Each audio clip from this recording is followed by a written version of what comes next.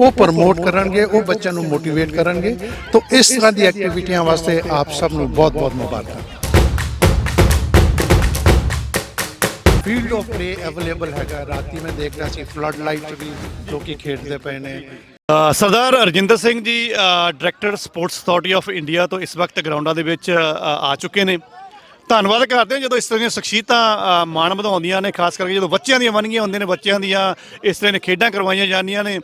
ਤੇ ਵੈਸੇ ਜਿਹੜੀ ਆਵਾਮ ਹੁੰਦੀ ਹੈ, ਵੈਸੇ ਜਿਹੜੀ ਲੁਕਾਈ ਹੁੰਦੀ ਹੈ, ਉਹ ਸ਼ਾਇਦ ਇਹਦੇ ਵਿੱਚ ਸ਼ਮੂਲੀਅਤ ਨਹੀਂ ਕਰਦੀ। ਖਾਸ ਕਰਕੇ ਕਹਿੰਦੇ ਜਿੱਥੇ ਕਬੱਡੀ ਨਹੀਂ ਹੁੰਦੀ ਤੇ ਉੱਥੇ ਕੀ ਕਰਨ ਜਾਣਾ। ਖਰੇ ਅਸੀਂ ਰੌਲੇ ਗੌਲੇ ਦੇ ਜ਼ਿਆਦਾ ਸ਼ੌਕੀਨ ਹਾਂ, ਪਰ ਜੇ ਆਪਾਂ ਗੱਲ ਕਰੀਏ ਕਿ ਬੱਚਿਆਂ ਦੀ ਜਿੱਥੇ ਸ਼ਮੂਲੀਅਤ ਹੋਵੇ ਉੱਥੇ ਸਾਨੂੰ ਆਪਣੇ ਕੰਮ ਕਾਜ ਮੈਂ ਨਹੀਂ ਕਹਿੰਦਾ ਛੱਡ ਕੇ ਆਉਣੇ ਆ, ਥੋੜ੍ਹੀ ਜਿਹੀ ਸਮੇਟ ਕੇ ਨਿਬੇੜ ਕੇ ਆਉਣੇ ਚਾਹੀਦੇ ਆ। ਸੋ ਰਜਿੰਦਰ ਸਿੰਘ ਜੀ ਸਾਡੇ ਨਾਲ ਰਾਬਤਾ ਬਣਾ ਚੁੱਕੇ ਨੇ ਲਾਈਵ ਗਰਾਊਂਡਾਂ ਦੇ ਵਿੱਚੋਂ।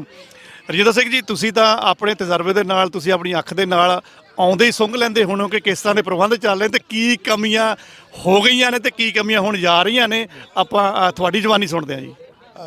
ਪਹਿਲਾਂ ਤਾਂ ਸਭ ਤੋਂ ਪਹਿਲਾਂ ਮੁਬਾਰਕਬਾਦ ਮੈਂ ਦੇਣਾ ਚਾਹਾਂਗਾ ਆਸਟ੍ਰੇਲੀਅਨ ਫੁੱਟਬਾਲ ਔਰ ਇੱਥੇ ਜਿਹੜਾ ਈਵੈਂਟ ਚੱਲਦਾ ਪਿਆ।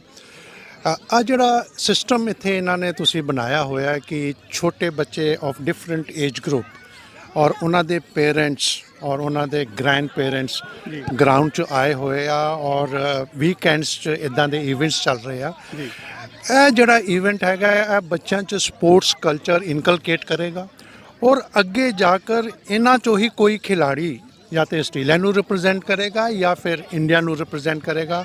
ਮੈਂ ਕਹਿੰਦਾ ਆ ਬਹੁਤ ਅੱਛਾ ਸਿਸਟਮ ਹੈਗਾ ਆ। ਇੱਦਾਂ ਦਾ ਸਿਸਟਮ ਅਸੀਂ ਇੰਡੀਆ 'ਚ ਵੀ ਥਰੂ ਖੇਲੋ ਇੰਡੀਆ ਅਸੀਂ ਸ਼ੁਰੂ ਕਰ ਰਹੇ ਹਾਂ ਔਰ ਇਸ ਮੁਕਾਮ 'ਤੇ ਇਸ ਚੀਜ਼ 'ਚ ਆ ਕੇ ਮੈਨੂੰ ਲੱਗਦਾ ਹੈ ਵੀ ਇੱਦਾਂ ਦੇ ਇਵੈਂਟਸ ਹਰ ਸਪੋਰਟਸ ਡਿਸਿਪਲਿਨ 'ਚ ਹੋਣੇ ਚਾਹੀਦੇ ਨੇ, ਨਾਟ ਈਵਨ ਇਨ ਫੁੱਟਬਾਲ। ਹੋਰ ਵੀ ਜਿਹੜੇ ਖੇਡ ਹੈਗੇ ਨੇ ਉਹਨਾਂ 'ਚ ਵੀ ਆਪਣੇ ਜਿਹੜੇ ਇੰਡੀਅਨਸ ਨੇ, ਕਿਉਂਕਿ ਇੱਥੇ ਫੈਸਿਲਿਟੀਜ਼ ਇੰਨੀ ਅੱਛੀਆਂ ਨੇ, ਇੰਨਾ ਅੱਛਾ ਮਾਹੌਲ ਹੈਗਾ, ਇੰਨਾ ਅੱਛਾ ਇਨਵਾਇਰਮੈਂਟ ਹੈ, ਇੰਨਾ ਅੱਛਾ ਸਪੋਰਟਿੰਗ ਕਲਚਰ ਹੈ ਔਰ ਉਹਦੇ ਬਾਅਦ ਜਿਹੜਾ ਫੀਲਡ ਆਫ ਪਲੇ ਹੈਗਾ, ਇੰਨਾ ਅੱਛਾ ਸਿਸਟਮ ਇੱਥੇ ਤੁਸੀਂ ਬਣਾਇਆ ਹੋਇਆ ਆ ਅਤੇ ਆਹ ਬੱਚਿਆਂ ਵਾਸਤੇ ਬਹੁਤ ਅੱਛੀ ਗੱਲ ਆ। ਮੇਰਾ ਇੱਕ ਆਬਜ਼ਰਵੇਸ਼ਨ ਜੋ ਮੈਂ ਫੀਲ ਕਰ ਰਿਹਾ ਸੀਗਾ ਮੈਂ ਤੁਹਾਡੇ ਨਾਲ ਸ਼ੇਅਰ ਕਰਨਾ ਚਾਹਾਂਗਾ। ਇੱਥੇ ਮੈਂ ਦੇਖ ਰਿਹਾ ਕਿ ਹਰ ਏਜ ਗਰੁੱਪ ਦੇ ਬੱਚੇ ਖੇਡਦੇ ਪਏ ਆ, ਉਹਨਾਂ ਦੇ ਬੱਚੇ ਖੇਡ ਰਹੇ ਆ, ਲੜਕੀਆਂ ਖੇਡ ਰਹੀਆਂ। ਸਭ ਤੋਂ ਅੱਛੀ ਗੱਲ ਕਿ ਲੜਕੀਆਂ ਵੀ ਬੱਚਿਆਂ ਨਾਲ, ਮੁੰਡਿਆਂ ਨਾਲ ਖੇਡਦੀਆਂ ਪਈਆਂ, ਉਹਨਾਂ ਦੇ ਪੇਰੈਂਟਸ ਖੇਡਦੇ ਪਏ ਆ। ਬਟ ਅਨਫੋਰਚੂਨੇਟਲੀ ਜਿਹੜੀ ਲੇਡੀਜ਼ ਆ ਜਾਂ ਯੰਗ ਲੇਡੀਜ਼ ਆ ਜਾਂ ਓਲਡ ਲੇਡੀਜ਼ ਆ, ਉਹਨਾਂ ਵਾਸਤੇ ਵੀ ਕੋਈ ਨਾ ਕੋਈ ਐਕਟੀਵਿਟੀਜ਼ ਇੱਥੇ ਹੋਣੀ ਚਾਹੀਦੀ ਆ ਤਾਂ ਕਿ ਉਹਨਾਂ ਦਾ ਇਨਵੋਲਵਮੈਂਟ ਇੱਥੇ ਸਪੋਰਟਸ ਫੀਲਡ 'ਚ ਰਹੇਗਾ ਅਤੇ ਉਹ ਸਵੇਰੇ ਸਵੇਰੇ ਉੱਠ ਕੇ ਆਪਣੇ ਬੱਚਿਆਂ ਨੂੰ ਜ਼ਰੂਰ ਇੱਥੇ ਲੈ ਕੇ ਆਉਣਗੇ, ਉਹ ਪ੍ਰਮੋਟ ਕਰਨਗੇ, ਉਹ ਬੱਚਿਆਂ ਨੂੰ ਮੋਟੀਵੇਟ ਕਰਨਗੇ। ਤਾਂ ਇਸ ਤਰ੍ਹਾਂ ਦੀ ਐਕਟੀਵਿਟੀਆਂ ਵਾਸਤੇ ਆਪ ਸਭ ਨੂੰ ਬਹੁਤ ਬਹੁਤ ਮੁਬਾਰਕਾਂ। ਜੀ ਬਿਲਕੁਲ, ਤੁਹਾਡਾ ਵੈਸੇ ਇਹ ਸੁਝਾਅ ਕਹਿ ਲਓ ਕਿ ਬੜਾ ਵਜਨਦਾਰ ਆ, ਜਾਨਦਾਰ ਆ। ਵੈਸੇ ਪ੍ਰਬੰਧਕਾਂ ਨਾਲ ਮੇਰੀ ਟੂਰਨਾਮੈਂਟ ਤੋਂ ਪਹਿਲਾਂ ਗੱਲ ਹੋਈ ਸੀ, ਉਹਨਾਂ ਨੇ ਵੈਸੇ ਪਹਿਲਾਂ ਕੋਸ਼ਿਸ਼ ਕੀਤੀ ਸੀ, ਈਵਨ ਕਿ ਪੋਸਟਰ ਦੇ ਵਿੱਚ ਵੀ ਪ੍ਰਿੰਟ ਕੀਤਾ ਸੀਗਾ ਕਿ ਅਸੀਂ ਲੇਡੀਜ਼ ਦਾ ਕੁਛ ਮਿਊਜ਼ੀਕਲ ਚੇਅਰਸ ਹੋ ਗਏ ਆ ਜਾਂ ਆਪਣਾ ਰੱਸਾਕਸ਼ੀ ਜਾਂ ਬੱਚਿਆਂ ਦੇ ਕੁਛ ਇਸ ਤਰ੍ਹਾਂ ਦੇ ਮੁਕਾਬਲੇ ਵਿੱਚ ਰੱਖ ਰਹੇ ਆ। ਹੋ ਸਕਦਾ ਕਿ ਉਹਨਾਂ ਨੇ ਸ਼ਮੂਲੀਅਤ ਕੀਤੀ ਹੋਵੇ ਕਿਉਂਕਿ ਆਪਣੇ ਕੋਲ ਗਰਾਊਂਡਾਂ ਦੇ ਵਿੱਚ ਅਗਰ ਨਿਗਾਹ ਮਾਰ ਤਾਂ ਸਪੇਸ ਕਾਫੀ ਬਚਦੀ ਆ। ਆਪਾਂ ਉੱਥੇ ਥੋੜ੍ਹੇ ਜਿਹੇ ਵਲੰਟੀਅਰ ਲਗਾ ਕੇ ਇਹ ਚੀਜ਼ਾਂ ਵੀ ਕਰਵਾ ਸਕਦੇ। ਵੈਸੇ ਸੁਝਾਅ ਸਾਡਾ ਬਹੁਤ ਅੱਛਾ ਆ। ਤੁਸੀਂ ਇੰਡੀਅਨ ਅਥਾਰਟੀਜ਼ ਨਾਲ ਇਹਨਾਂ ਫੀਲਡ ਦੇ ਵਿੱਚ ਕੰਮ ਕੀਤਾ ਆ। ਤੁਸੀਂ ਕਿਹਾ ਕਿ ਇੱਥੇ ਦੇ ਸਿਸਟਮ ਤੁਹਾਨੂੰ ਥੋੜ੍ਹਾ ਚੰਗਾ ਲੱਗਦਾ ਆ, ਇੱਥੋਂ ਬੱਚੇ ਜ਼ਿਆਦਾ ਨਿਖਰ ਕੇ ਜਾ ਸਕਦੇ ਆ। ਜੇ ਮੈਂ ਤੁਹਾਡੀ ਪਾਰਖੂ ਅੱਖ ਦੇ ਨਾਲ ਪੁੱਛਾਂ ਕਿ ਅਸਲ ਦੇ ਵਿੱਚ ਜਿਹੜਾ ਬੱਚਾ ਸੌਕਰ ਖੇਲਦਾ ਆ, ਕਿਉਂਕਿ ਇਹ ਇੰਡੀਵਿਜੂਅਲ ਗੇਮ ਨਹੀਂ ਹੈਗੀ, ਇਹ ਗਰੁੱਪ ਗੇਮ ਆ, ਟੀਮ ਗੇਮ ਆ, ਤੁਹਾਨੂੰ ਕਿੱਦਾਂ ਲੱਗਦਾ ਕਿ ਜਾਂ ਤੁਹਾਡਾ ਤਜਰਬਾ ਕੀ ਕਹਿੰਦਾ ਕਿ ਅਸਲ ਦੇ ਵਿੱਚ ਇਸ ਤਰ੍ਹਾਂ ਬੱਚੇ ਕਿਸ ਪੜਾਅ ਦੇ ਵਿੱਚ ਨਿਕਲ ਕੇ ਅੱਗੇ ਤੱਕ ਜਾਂਦੇ ਨੇ? ਐਕਚੁਅਲੀ ਇੰਡੀਆ 'ਚ ਅਨਫੋਰਚੂਨੇਟਲੀ ਜਿਹੜਾ ਸਪੋਰਟਸ ਆ ਉਹ ਅਸੀਂ ਹਲੇ ਉਹਨੂੰ ਨੇ ਪ੍ਰਾਇੋਰਟੀ ਨਹੀਂ ਦਿੰਦੇ। ਬਟ ਹੁਣ ਖੇਲੋ ਇੰਡੀਆ ਜਿਹੜੀ ਸਕੀਮ ਆਈ ਆ, ਗਵਰਨਮੈਂਟ ਆਫ ਇੰਡੀਆ ਨੇ ਜਿਹੜੀ ਸਕੀਮ ਕੱਢੀ ਆ, ਇਹ ਸਕੀਮ ਗ੍ਰਾਸ ਰੂਟ ਲੈਵਲ 'ਤੇ ਜਾ ਕਰ, ਪਿੰਡਾਂ 'ਚ ਜਾ ਕਰ ਅਸੀਂ ਲੀਗ ਕਰਵਾ ਰਹੇ ਹਾਂ, ਅਸੀਂ ਡਿਸਟ੍ਰਿਕਟ ਲੈਵਲ ਟੂਰਨਾਮੈਂਟ ਕਰਵਾ ਰਹੇ ਹਾਂ, ਅਸੀਂ ਨੈਸ਼ਨਲ ਲੈਵਲ ਖੇਲੋ ਇੰਡੀਆ ਟੂਰਨਾਮੈਂਟਸ ਕਰਵਾ ਰਹੇ ਹਾਂ। ਉਹਦੇ ਨਾਲ ਕੀ ਹੋ ਰਿਹਾ, ਇੱਕ ਪੂਰਾ ਮਾਹੌਲ ਬਣ ਰਿਹਾ ਐਕਚੁਅਲੀ ਇੰਡੀਆ 'ਚ ਵੀ। ਔਰ ਆਉਣ ਵਾਲੇ ਫੁੱਟਬਾਲ ਦਾ ਜਿਸ ਤਰ੍ਹਾਂ ਤੁਸੀਂ ਸਹੀ ਕਿਹਾ ਕਿ ਇਟਸ ਅ ਟੀਮ ਗੇਮ, ਔਰ ਇਹ 'ਚ ਮੋਟੀਵੇਟ ਹੋਣਾ ਬੜਾ ਜ਼ਰੂਰੀ ਹੈ। ਇਹ 'ਚ ਜਦੋਂ ਤੱਕ 15-20 ਖਿਡਾਰੀ ਨਹੀਂ ਹੋਣਗੇ ਤਦ ਤੱਕ ਤੁਸੀਂ ਕੁਝ ਵੀ ਜਾ ਕੇ ਗਰਾਊਂਡ 'ਚ ਕਰ ਨਹੀਂ ਸਕਦੇ।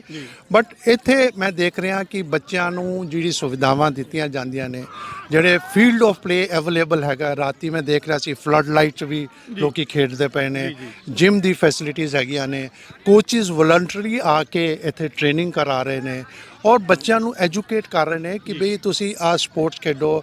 ਔਰ this is the right age where you can identify the talent ਕਿ ਆਹ ਬੱਚਾ ਫੁੱਟਬਾਲ ਖੇਡ ਸਕਦਾ ਹੈ ਜਾਂ ਆਹ ਬੱਚਾ ਐਥਲੈਟ, ਉਹਦੀ ਸਟੈਪਿੰਗ ਤੋਂ ਤੁਹਾਨੂੰ ਪਤਾ ਲੱਗ ਜਾਏਗਾ, ਉਹਦੀ ਰਨਿੰਗ ਸਟਾਈਲ ਤੋਂ ਪਤਾ ਲੱਗ ਜਾਏਗਾ। ਜੇ ਟੀਮ ਗੇਮ ਵਾਲਾ ਬੱਚਾ ਤਾਂ ਉਹ ਦੇਖੇਗਾ ਕਿ ਜਦੋਂ ਪਾਸ ਕਰਦਾ ਫੁੱਟਬਾਲ ਨੂੰ ਆਪਣਾ ਸਿਸਟਮ ਬਣਾ ਕੇ, ਉਹ as this is the right age where you can identify the talent. ਔਰ ਇੰਡੀਆ 'ਚ ਵੀ ਅਸੀਂ ਆਹ ਦੇਖ ਰਹੇ ਹਾਂ ਕਿ ਹੁਣ ਬੜਾ ਪੋਜ਼ਿਟਿਵ ਕੰਮ ਸ਼ੁਰੂ ਹੋ ਗਿਆ ਹੈ।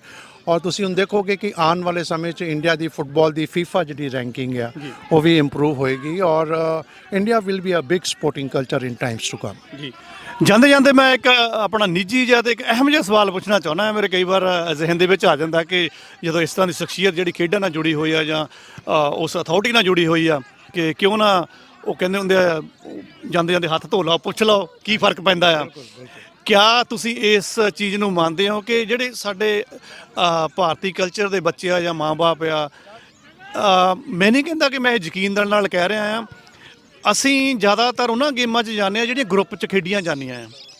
ਪਤਾ ਨਹੀਂ ਤਾਂ ਅਸੀਂ ਪੂਰੀ ਜ਼ਿਆਦਾ ਮਿਹਨਤ ਕਰਨ ਤੋਂ ਡਰਦੇ ਆ ਜਾਂ ਪਤਾ ਨਹੀਂ ਲੱਗਦਾ ਕਿ ਸਾਨੂੰ ਸ਼ਾਇਦ ਇਕੱਲੇ ਨੂੰ ਮੌਕਾ ਨਹੀਂ ਮਿਲਦਾ। ਸਾਡੀਆਂ ਜਿਹੜੀਆਂ ਇੰਡੀਵਿਜੂਅਲ ਗੇਮਸ ਆ, ਖਾਸ ਕਰਕੇ ਐਥਲੈਟਿਕਸ, ਜਿਹਦੇ ਵਿੱਚ ਇਕੱਲੇ ਬੱਚੇ ਨੇ ਪਾਰਟੀਸਪੇਟ ਕਰਕੇ ਆਪਣਾ ਇਕੱਲੇ ਨੇ ਨਾਮ ਵੀ ਬਣਾਉਣਾ ਹੁੰਦਾ, ਉਹਦੇ ਵਿੱਚ ਸਾਡੀ ਸ਼ਮੂਲੀਅਤ ਹਮੇਸ਼ਾ ਘੱਟ ਜਾਂਦੀ ਆ। ਜਦ ਕਿ ਗੋਰਾ ਕਲਚਰ ਦੇ ਵਿੱਚ, ਇੰਗਲਿਸ਼ ਕਲਚਰ ਦੇ ਵਿੱਚ ਉਹ ਜ਼ਿਆਦਾ ਉੱਧਰ ਨੂੰ ਭੱਜਦੇ ਨੇ।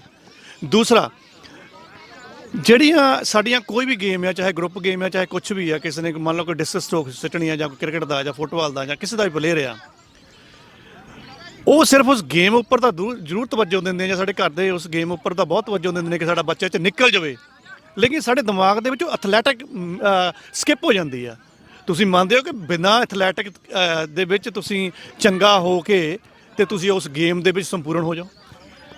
ਮੇਰਾ ਭਾਂਜੇ ਦਾ ਬੇਟਾ ਇੱਥੇ ਆਇਆ, ਮੈਂ ਉਹਨੂੰ ਆਹੀ ਗੱਲ ਕਹਿ ਰਿਹਾ ਸੀਗਾ ਕਿ ਇੰਡੀਵਿਜੂਅਲ ਜਿਹੜਾ ਸਪੋਰਟ ਹੈਗਾ ਹੈ ਕਿ ਉਹ 'ਚ ਜੋ ਤੁਸੀਂ you can show your talent. ਜੀ, ਅਨਫੋਰਚੂਨੇਟਲੀ ਇੰਡੀਆ 'ਚ ਇੰਡੀਵਿਜੂਅਲ ਸਪੋਰਟਸ 'ਚ ਕਿਉਂਕਿ ਮਿਹਨਤ ਬਹੁਤ ਜ਼ਿਆਦਾ ਆ ਜੀ, ਇਸ ਕਰਕੇ। ਔਰ ਦੂਸਰਾ, ਅਨਫੋਰਚੂਨੇਟਲੀ ਜਾਂ ਫੋਰਚੂਨੇਟਲੀ ਤੁਸੀਂ ਕਹੋ ਕਿ ਕ੍ਰਿਕਟ ਜਾਂ ਫੁੱਟਬਾਲ ਜਾਂ ਟੈਨਿਸ ਜਾਂ ਬੈਡਮਿੰਟਨ ਇਹ ਇਹੋ ਜਿਹੇ ਖੇਡ ਨੇ ਜਿਸ 'ਚ ਪੈਸਾ ਬਹੁਤ ਜ਼ਿਆਦਾ ਹੈ।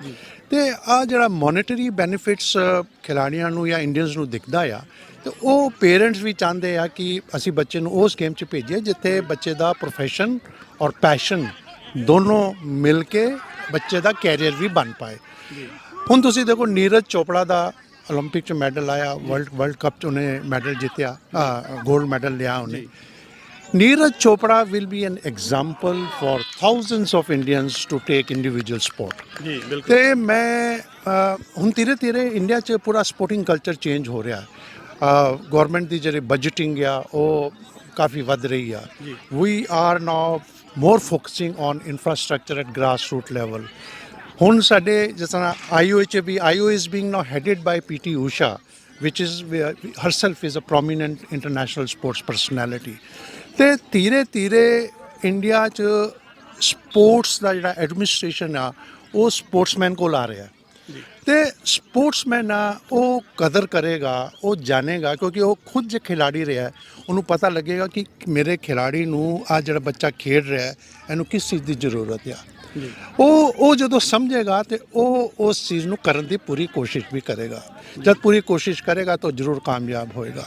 ਔਰ ਮੈਨੂੰ ਪੂਰੀ ਉਮੀਦ ਹੈ ਕਿ ਆਉਣ ਵਾਲੇ ਸਮੇਂ 'ਚ ਹੁਣ ਇੰਡੀਆ ਨੇ 2036 ਦਾ ਓਲੰਪਿਕ ਬਿਡ ਕੀਤਾ ਹੈ। ਤਾਂ ਉਹਦਾ ਪਰਪਸ ਹੀ ਆਈ ਆ ਕਿ ਪੂਰਾ ਨੇਸ਼ਨ ਇੱਕ ਸਪੋਰਟਿੰਗ ਕਲਚਰ 'ਚ ਕਨਵਰਟ ਹੋ ਜਾਏ। ਇੰਡੀਆ 'ਚ ਅਗਰ ਓਲੰਪਿਕ ਹੋਣਗੇ, ਤੁਹਾਨੂੰ ਯਾਦ ਹੋਗਾ 2006 'ਚ ਇੱਥੇ ਮੈਲਬੌਰਨ 'ਚ ਕਾਮਨਵੈਲਥ ਗੇਮ ਹੋਏ ਸੀ, ਉਹਦੇ ਬਾਅਦ 2010 'ਚ ਇੰਡੀਆ 'ਚ ਹੋਏ। ਕਾਮਨਵੈਲਥ ਗੇਮ ਦੇ ਬਾਅਦ ਔਰ ਇੰਡੀਆ 'ਚ ਫਸਟ ਏਸ਼ੀਅਨ ਗੇਮਸ ਹੋਣ ਦੇ ਬਾਅਦ ਫਿਰ ਇੰਡੀਆ 'ਚ ਵੀ ਏਸ਼ੀਅਨ ਗੇਮਸ ਹੋਏ। ਤੇ ਉਹਦੇ ਬਾਅਦ ਜੋ ਸਪੋਰਟਿੰਗ ਕਲਚਰ ਬਣਿਆ, ਉਹਦੇ ਬਾਅਦ ਜੋ ਇਨਫਰਾਸਟਰਕਚਰ ਡਿਵੈਲਪ ਹੋਇਆ, ਕਿਉਂਕਿ ਆਹ ਸਭ ਚੀਜ਼ਾਂ ਬੇਸਿਕ ਚੀਜ਼ਾਂ ਜਦੋਂ ਨਹੀਂ ਹੋਣਗੀਆਂ ਉਦੋਂ ਤੁਸੀਂ ਯੂ ਕਾਂਟ ਥਿੰਕ, ਕਿਉਂਕਿ ਸਪੋਰਟਸ ਇੰਡੀਆ 'ਚ ਪ੍ਰਾਇੋਰਟੀ ਨਹੀਂ ਹੈਗਾ। ਸਪੋਰਟਸ ਇੰਡੀਆ 'ਚ ਅਨਫੋਰਚੂਨੇਟਲੀ ਕਨਕਰੈਂਟ ਲਿਸਟ 'ਚ ਵੀ ਨਹੀਂ ਹੈਗਾ। ਤੇ ਆਹ ਸਭ ਚੀਜ਼ਾਂ ਜਦੋਂ ਹੁਣ ਨੀਰਜ ਚੋਪੜਾ ਦਾ ਮੈਡਲ ਆਇਆ, India the hockey team is doing well, cricket ਤੇ ਫੋਰਚੂਨੇਟਲੀ ਅੱਛਾ ਕਰਦਾ ਹੀ ਆ, ਹੋਰ ਗੇਮ ਬੈਡਮਿੰਟਨ 'ਚ ਤੁਸੀਂ ਦੇਖਿਆ ਓਲੰਪਿਕ 'ਚ ਕਿੰਨੇ ਅੱਛੇ ਮੈਡਲ ਆਏ। ਤੇ ਹੁਣ ਧੀਰੇ ਧੀਰੇ ਕਰਕੇ ਇੱਕ ਓਵਰਆਲ ਜਿਹੜਾ ਕਲਚਰ ਬਣ ਰਿਹਾ ਹੈ, ਉਹ India will be one day a very big sporting nation. ਬਿਲਕੁਲ ਜੀ, ਧੰਨਵਾਦ ਕਰਦੇ ਹਾਂ ਤੁਹਾਡੇ ਸਮੇਂ ਦਾ। ਤੁਸੀਂ ਆਨੰਦ ਮਾਣੋ ਇਹਨਾਂ ਮੈਚਾਂ ਦਾ ਤੇ ਨਾਲ ਦੀ ਨਾਲ ਆਪਣੀ ਪਾਰਖੂ ਅੱਖ ਦੇ ਨਾਲ ਵੀ ਦੇਖਦੇ ਚੱਲੋ ਕਿ ਕਿੱਥੇ ਕੋਈ ਕਮੀ ਪੇਸ਼ੀ ਰਹਿੰਦੀ ਹੈ ਤੇ ਉਹ ਨਾਲ ਦੱਸਦੇ ਚਲੋ। ਸ਼ੁਕਰੀਆ ਜੀ। ਥੈਂਕ ਯੂ ਜੀ ਸੋ ਬਣੇ ਰਹੋ ਜੀ ਇਸ ਖੇਡ ਮੇਲੇ ਦੇ ਨਾਲ। ਮੈਲਬੌਰਨ ਦੀ ਖੂਬਸੂਰਤ ਸਰਜ਼ਮੀਨ ਦੇ ਉੱਪਰ ਆਸਟ੍ਰੇਲੀਆ ਤੋਂ ਇੰਡੋਸ ਟੀਵੀ ਤੋਂ ਬਿਲਕੁਲ ਲਾਈਵ ਹਾਂ ਜੀ। ਸ਼ੁਕਰੀਆ ਜੀ।